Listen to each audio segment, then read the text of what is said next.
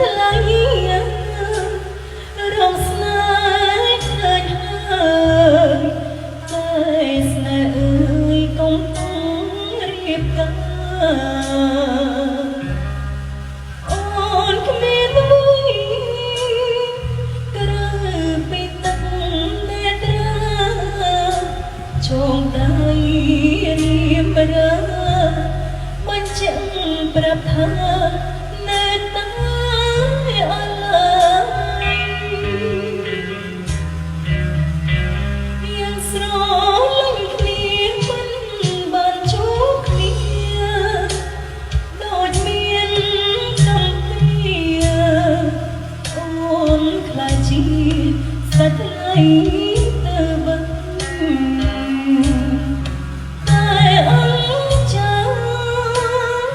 ស្ទើរតែហើមិនចឹងខ្សែទុកតមនឹងស្វាមីសំឡាញ់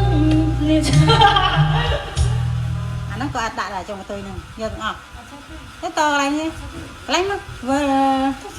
បើអីគេ អានេះនឹងយកអាត្រឹមអាសើចនេះយកណា បើទៅមកជិះ បើម